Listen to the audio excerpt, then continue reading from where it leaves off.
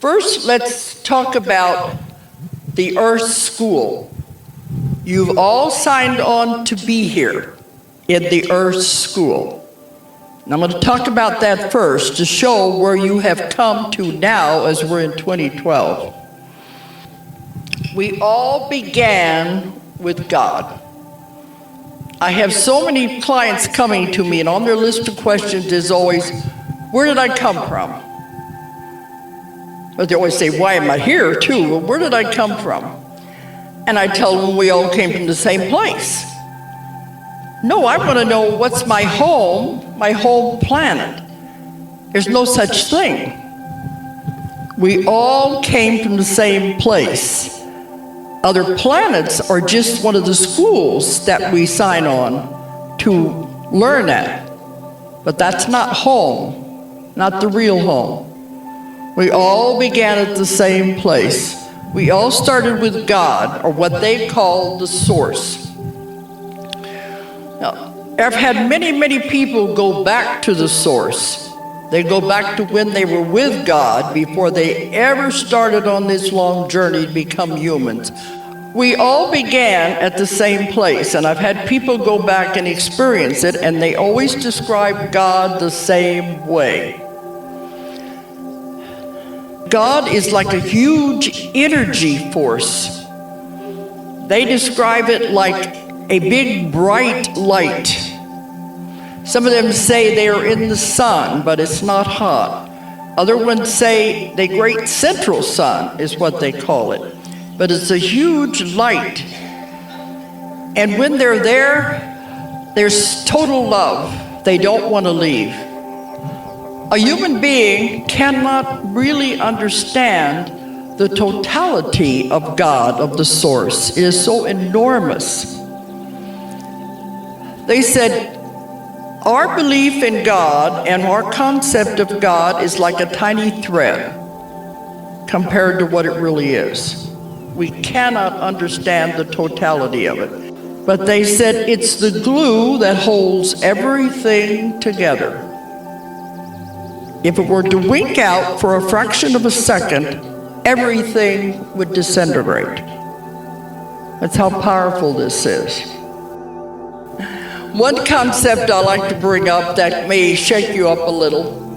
This building, this room didn't even exist until you collectively decided to be here today. Is that a little hard to understand? This is the kind of concepts I'm getting. It's the collective consciousness of how it creates. That when we decided to come here, we constructed this thing out of the energy, because everything is energy. And that's how it works. When we all began, we were all part of God. This beautiful light, this huge energy, total love, we all began there.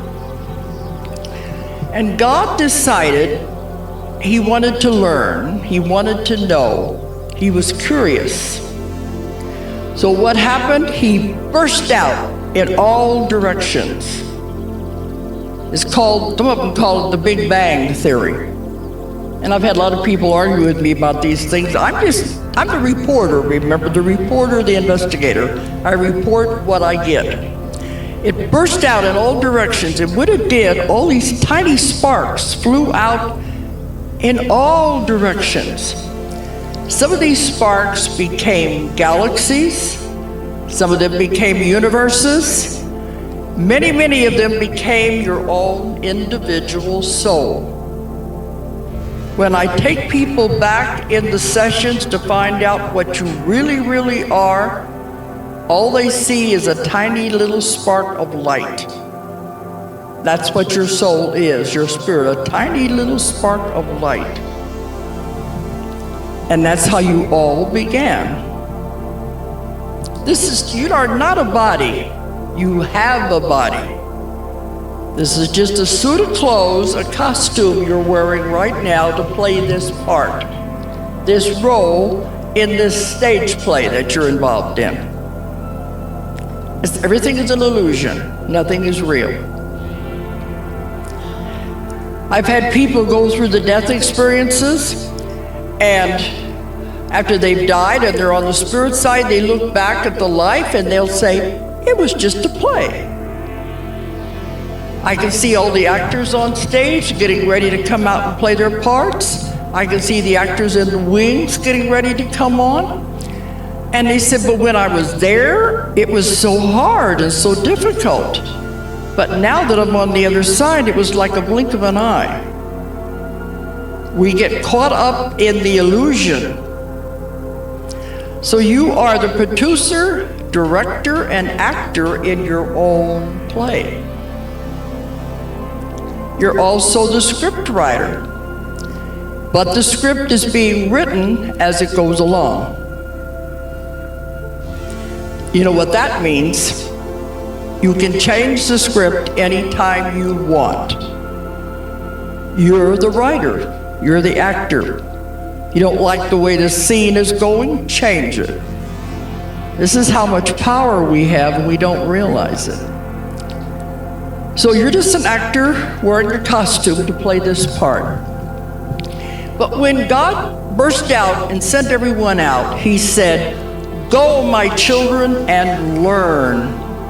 Learn everything there is to learn. Have every experience there is to experience. He said, there is no bad, there is no good. There's only lessons and experiences. And you choose these every time you come into a life. And what you chose to learn, we all have bad things happen in our lives. That's life. But what did you learn from it? Remember, you created it to learn something from.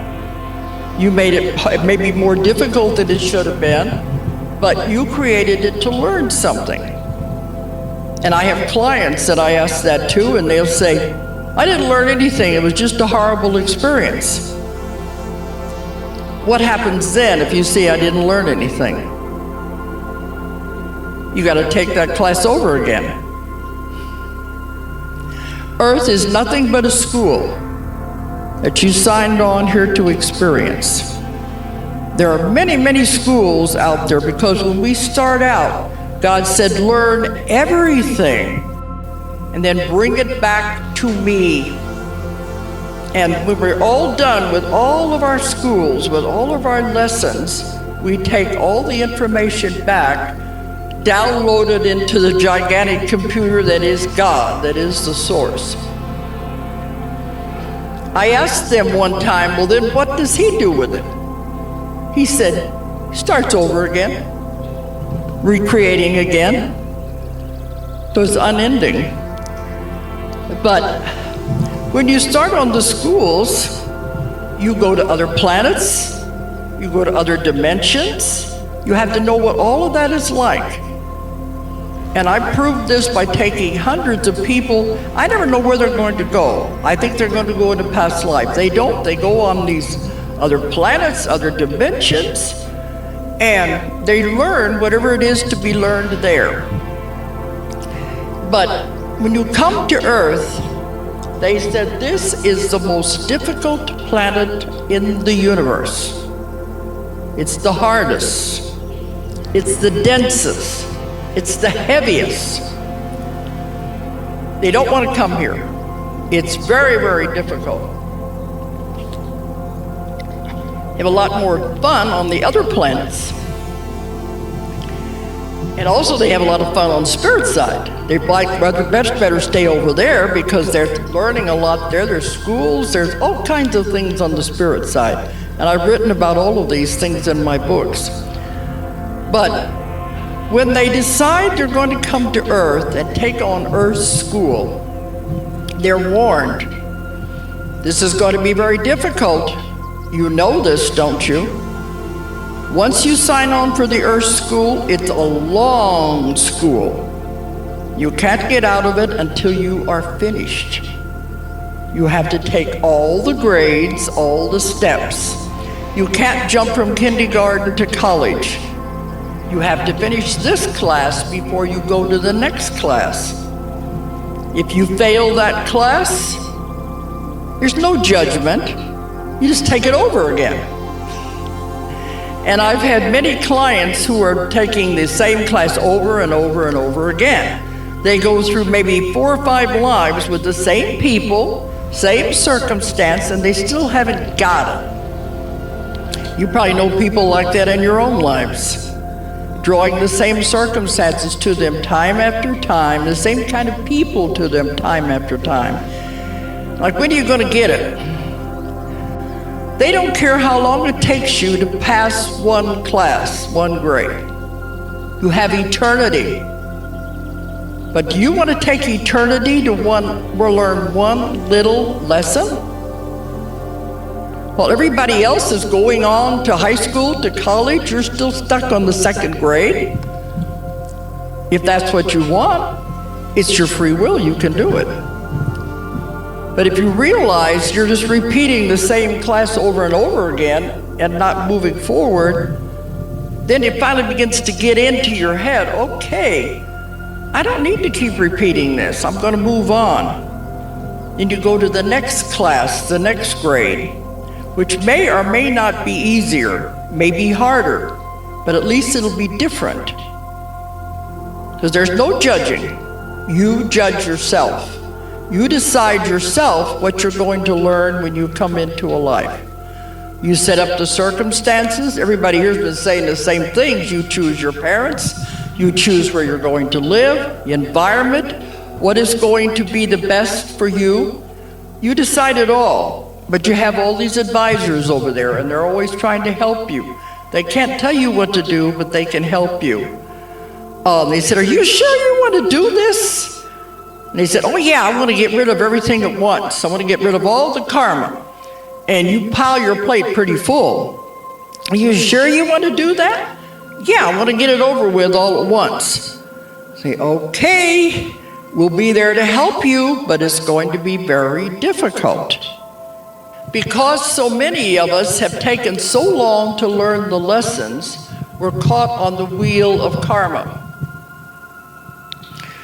We haven't got it. We keep making the same mistake over and over and over again. And you don't get out of anything. You have to take that lesson until you learn it. And you keep coming back with the same people, just playing different roles. You be the husband this time, I'll be the wife. Or you be the mother, I'll be the child, maybe we can figure it out. But it's the wheel of karma. One of the only things that Jesus came to teach us was how to get off the wheel of karma. We were going round and around and around, we were not moving upward. So he came to show us how to get off of the wheel. Of course, the only way is always with love. Love is the greatest thing there is. God, the source, is total love. And that's all they're ever trying to teach anyone. It's just that a life on Earth is so much difficult. I said this is the most difficult planet in the universe. The densest, the heaviest. They say when you sign on to come here, they really admire you. You have to be very brave to take that step and to sign up on this school. So the majority of us are caught on this wheel going round and around and around. For how many hundreds and thousands of lifetimes? We're not going anywhere. Now, these 3 waves of volunteers that have come in, that are volunteering, their energy is needed to help with the ascension, to help with the shifting. It is needed to help raise this. We can't do it by ourselves. The ones who are caught on the wheel of karma can't do it. They would be with the old earth and be destroyed. So the first wave of volunteers, I like to think are, like now I think it starts after World War II. Those born after 1945 till they're about, I guess, 40, 50, maybe late 30s, that age group. And I've had some people tell me they have the same characteristics and they're in their early 60s. That's possible. And other ones may have been, they said, may have been sent as forerunners to test the waters. Because they told me We have tried this 3 times. The other times we couldn't get the critical mass and it didn't work. But now we've got it. Hundreds of thousands of volunteers have come in. We have tipped the scales and we have the critical mass now to save the world. That's why we're moving into the other dimension. But the first wave are those in that age group. They don't want to be here. They don't like it here. They don't understand the violence. Why do people hurt each other? What's this all about?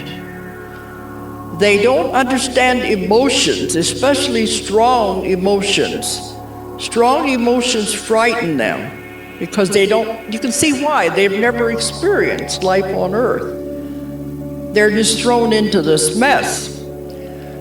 They don't understand emotions. They don't like violence. And they're always saying, I want to go home. I don't like it here. I don't know where home is. I just know it's not here. And I get thousands of emails. So if I don't answer your emails, be aware that I do read them. It's just that I can't possibly answer them all. But in many of them, the people will say, I can remember being a little child standing in the kitchen talking to my mother and saying, Mommy, I want to go home. And they say, well, you are home. No, I'm not.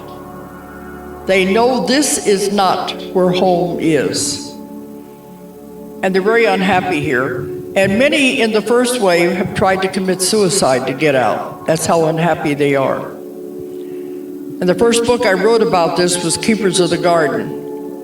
Back in the 80s when I found my first one of this, and I didn't even know what it was. Now, after that, I began getting many, many people coming to me telling me the same story. The second wave had it easier.